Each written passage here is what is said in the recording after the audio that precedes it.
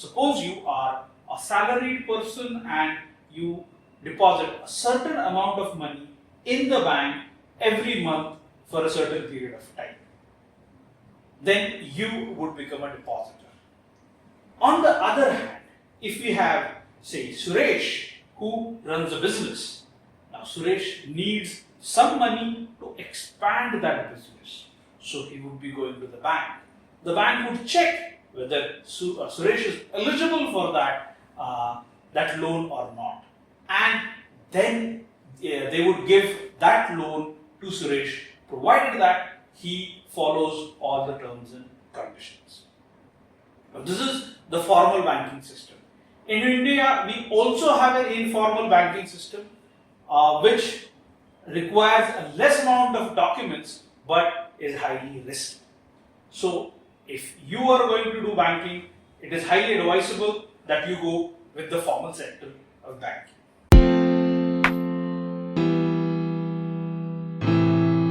Hello learners, this is Dr. Rishi from the Learners Academy, and today we are going to talk about a very interesting topic which we use in our daily life.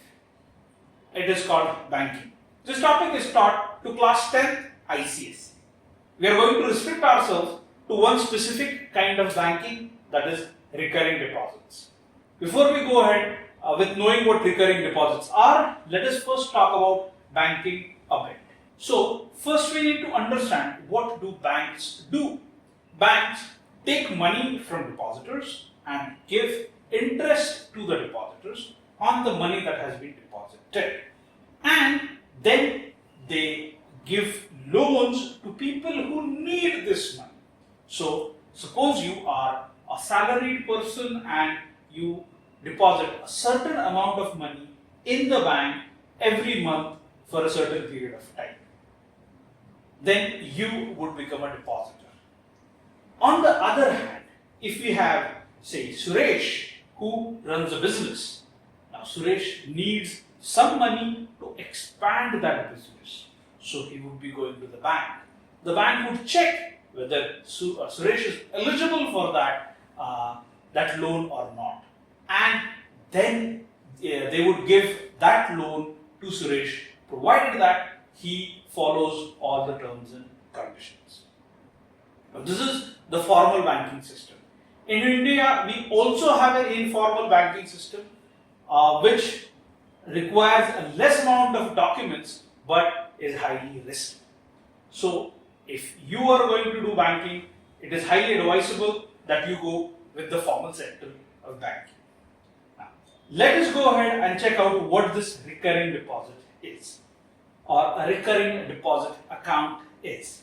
The name itself indicates that you are going to deposit a certain amount of money in that account for a certain amount of time at a certain interval. So, for instance, I can say that I can have a recurring deposit account which would go for 5 years. Each month I have to deposit 1000 rupees in it. This is one of the easiest ways to increase savings because it forcefully helps you to save money. Generally, people tend to spend money when it comes to their pockets. When the salary is deposited in the accounts, many times people tend to spend more than what they should have. So, to put some savings, to have some savings, we can always put a small amount of money in these kind of deposits. They do help a lot at the end of the day because they accumulate over a time of period. And then, if the period is very long, the compounding effect actually comes in and the person can benefit hugely. We have seen what a recurring deposit account is. Now let us see how the amount is calculated in a recurring deposit account. There is a simple formula that we have to follow when it comes to finding out the amount that we are going to get in a recurring deposit after a certain interval of time. This amount is termed as the maturity value. That is, your recurring deposit has matured, is the phrase that is used in banking. which means that you have successfully deposited that small amount of money for those many months. Now, we are again sticking to one specific kind of a recurring deposit, which is going to happen monthly. So, in this particular scenario, MV is the maturity value, N is the number of months that we are depositing it in. So, if it's for 5 years, the number of months would be 60. If it's 3 years, the number of months would be 36. R is the rate of interest and P is the principal. Principal is the amount that you are going to deposit every month. So let us check out how it works. The formula is pretty simple. The maturity value is principal multiplied by the number of months. So this is the total amount that we have deposited plus the interest that we are going to get on that amount. Now it is interesting to understand here that in the previous years we had studied something called as simple interest. In a simple interest system, the amount was paid at the starting, that was upfront.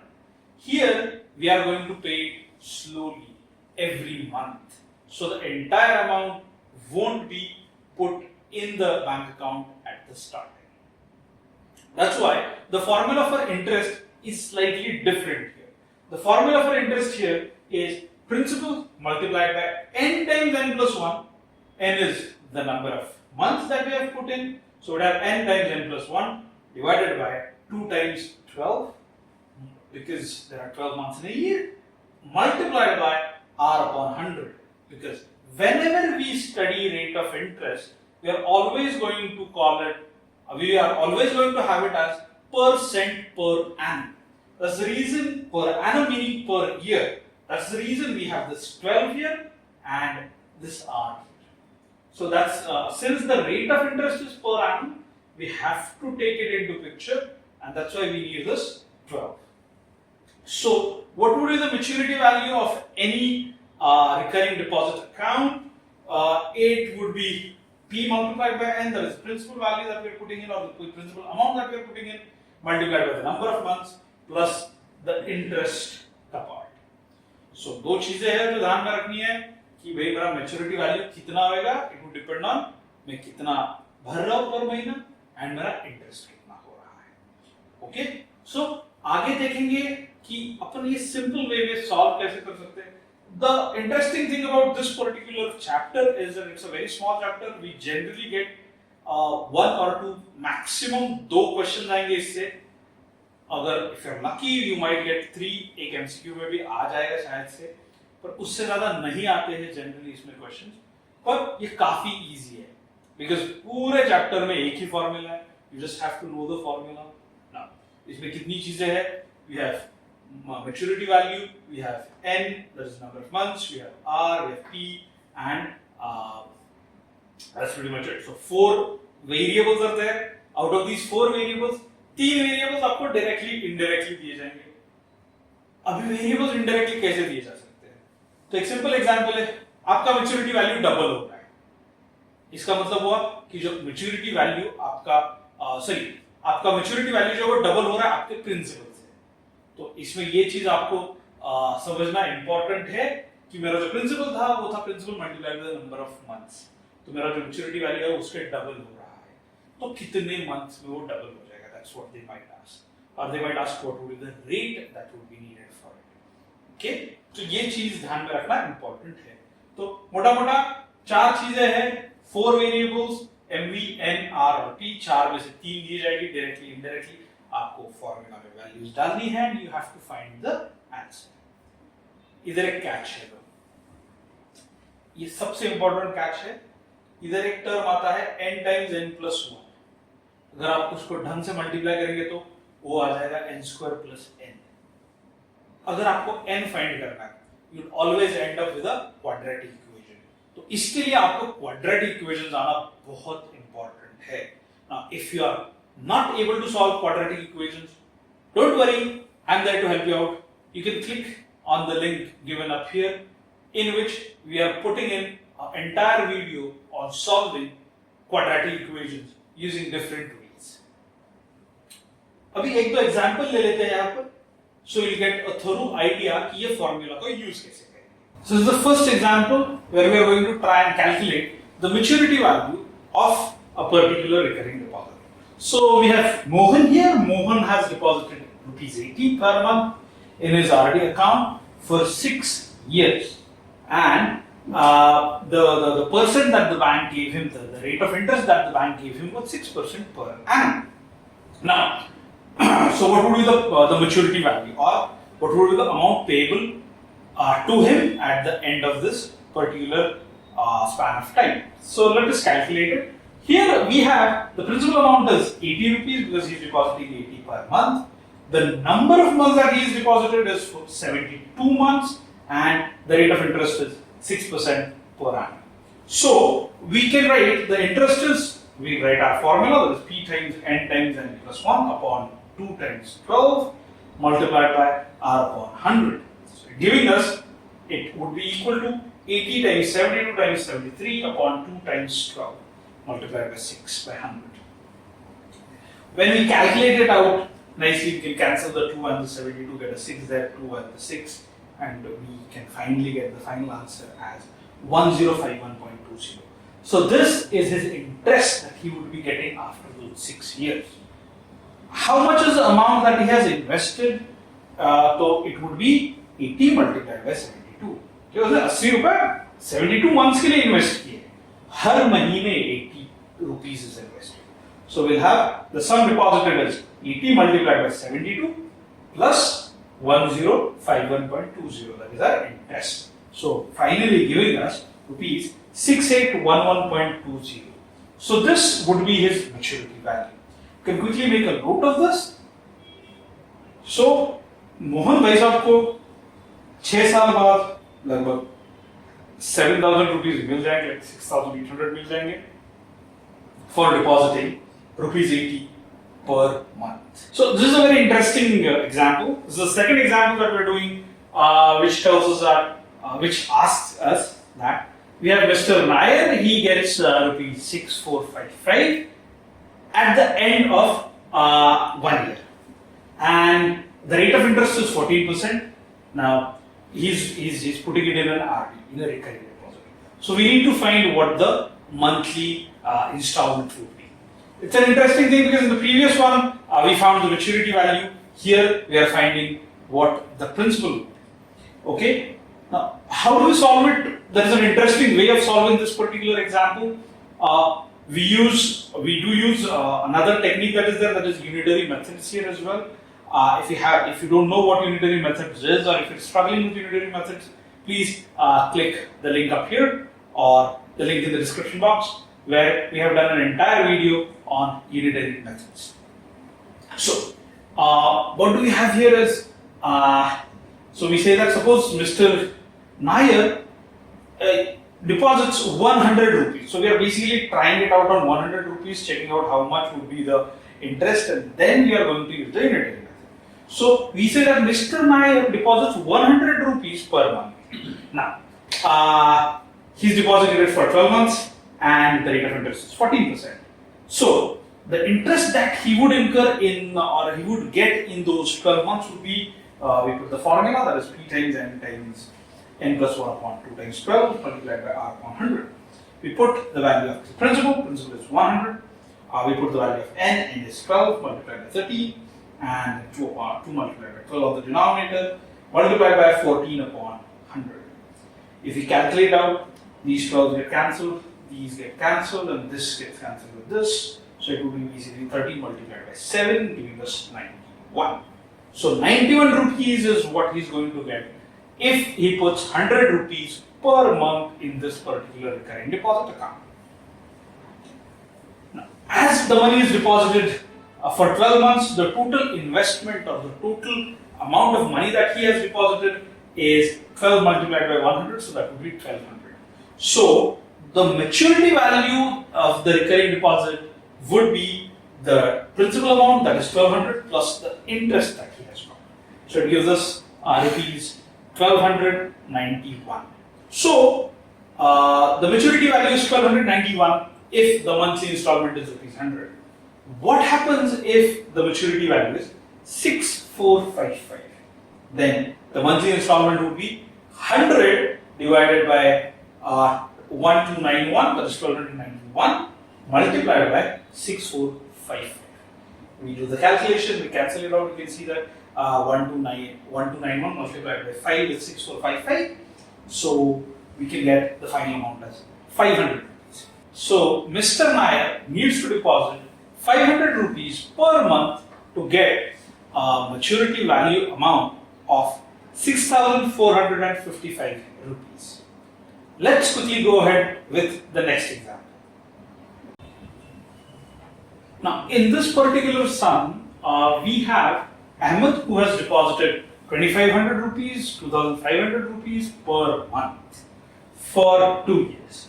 Now, what is the maturity value that he has got? It's 66,250. Okay, we have to find first what is the interest, and second what would be the rate of interest. In the first case, we found out the maturity value. In the second case, we found out the principal rate. What was the total installment that the person had to pay in, Mr. Nair had to pay in 1 month or every month. Okay? In this case, we are going to find what would be the rate of interest that he is going to get. So, we are already done with P, we are already done with MV. Now we do this sum with R, and then there will be one more sum with N. Okay? So, stay tuned for it. Here we have, since N is 2 years, that would be 24 months, and the total amount deposited for those 24 months would be, he's depositing 2,500 per month, so we multiply it out and it would become 6,000 rupees. What is the maturity value that he is getting? 66,250. So, how can we find the interest? Maturity value minus the total sum deposited. So, that is 66,250 minus 60,000. So, the interest would be 6,250. So, the bank is paying him 6,250 as an interest. Now, from this interest, we can use the interest का formula. तो सीधा सीधा formula में values डालेंगे. Formula है I is equal to P times N times N plus 1 divided by 2 times 12 multiplied by R upon 100. So, first we put in all the values and we get R is equal to this. जब भी अपन ऐसे type का सम करते हैं, I always believe in cancelling out things. क्योंकि cancelling out करते हैं तो अपने को ज़्यादा समय नहीं लगता है. We can solve things in a very fast manner. तो 24 gets cancelled with this 24. This 2,500 को 100 से cancel कर दूँगा तो 25 रह जाएगा. Then this 25 I can cancel it out. It would be 1s are, and here I'll get 250. ये 250 को 25 से cancel कर दूंगा, तो I'll end up with 10 as my final answer. So the percent that he would be getting is 10% per annum. This is the rate of interest that Ahmed would get for the sum that he has deposited. Now let us quickly go ahead and check out a sum where we are going to find out the number of months. This is one of the most crucial sums, because it also incorporates using of quadratic equation. So here we have Monica who has a RD with recurring deposit with the Union Bank of India and deposits 600 rupees per month, and she gets a maturity value of 24,930 rupees. Now, the rate of interest is 10% per annum. ECPA generally is abbreviated as percent per annum. Percent per annum is generally abbreviated as PCPA, and then we have to find the years in which the account was held, the years for which the account was held. So now we are going to start as usual with finding the principal amount. So the principal amount was 600 rupees at 10% per annum. So what would be the interest here? Interest would be the formula for interest is P times N times N plus 1 upon 2 times 12 multiplied by R upon 100. We end up with 600 times. So we've considered the number of months to be N. So we'd have N times N plus 1. इसको ऐसे रखना है N times N plus 1 divided by 2 times 12. And we multiply it by 10 by 100. Cancelling out, we can cancel this. 100 with this gives us a 6, we can cancel this 12, and then the 2 would remain as it is.